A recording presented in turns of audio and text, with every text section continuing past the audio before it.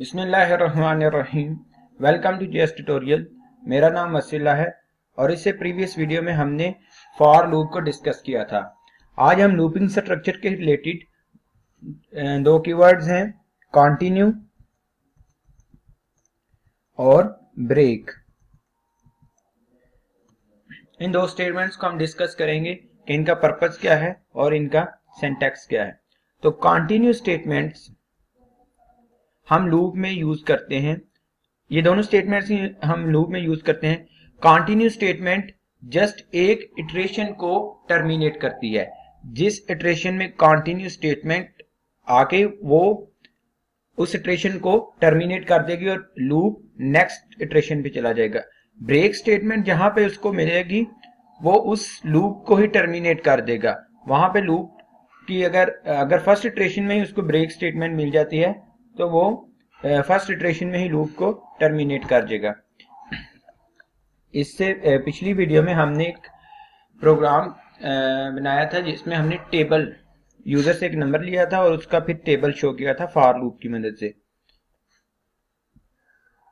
आज हम उसी वो ऑलरेडी प्रोग्राम मेरे पास सेव है, उसी प्रोग्राम में हम कंटिन्यू स्टेटमेंट और ब्रेक स्टेटमेंट को देखते हैं कि ये कैसे काम करती हैं।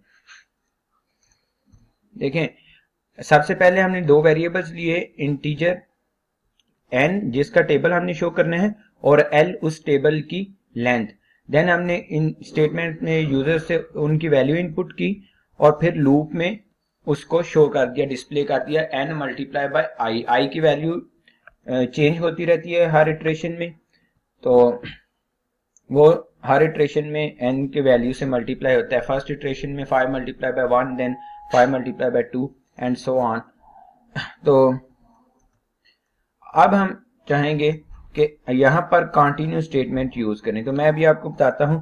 इफ यहां हम कंडीशन अप्लाई कर देते हैं, if i is equal to 5, तो इज इक्वल टू का अगर हमने ये चेक करना हो कि ये दो नंबर इक्वल हैं या नहीं, तो इसके लिए हम क्या साइन यूज करते हैं, डबल इक्वल टू का।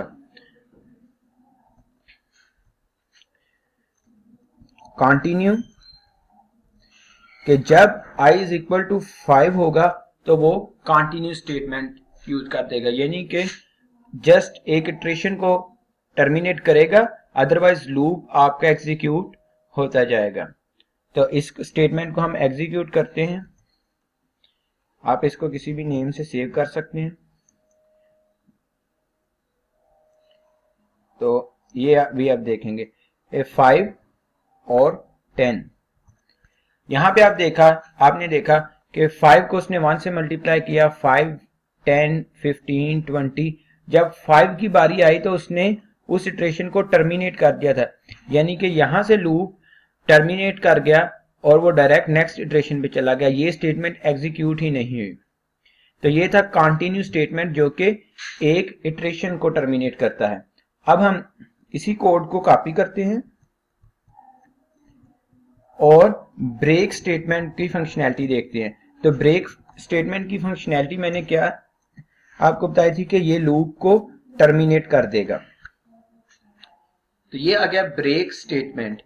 जस्ट हमने सारा प्रोग्राम वही का वही सेम रहने दिया, जस्ट एक जहां पे हमने कंटिन्यू का कीवर्ड यूज किया था वहां पे अब हमने ब्रेक का कीवर्ड यूज कर लिया। तो अब आप देखेंगे कि यहां पर इसकी आउटपुट क्या थी कि 5 की इटरेशन मिस है, बाकी सब आप देख सकते हैं उसने बाकी तमाम इटरेशन उसने एग्जीक्यूट किए हैं। अब आप देखेंगे जैसे ही i इज इक्वल टू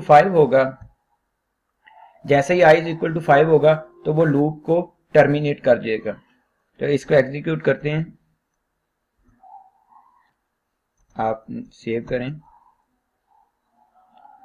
5 और फिर इसकी भी हम 10 नहीं रहने देते हैं। तो यहां पे आपने देखा इसने 4 तक टेबल शो किया। जैसे ही 5th इटरेशन में i की वैल्यू 5 हुई, उसको ये स्टेटमेंट मिल गई ब्रेक, और उसने सारा का सारा लूप टर्मिनेट कर दिया। तो ये था आज का लेक्चर जिसमें हमने कंटिन्यू और ब्रेक स्टेटमेंट को डिस्कस किया। कंटिन्यू ऐसी स्टेटमेंट जो लूप की एक इटरेशन को टर्मिनेट करती है, और ब्रेक ऐसी स्टेटमेंट जो पूरे लूप को ही टर्मिनेट कर देती है। मुझे दीजिए इजाजत। अल्लाह हाफिज।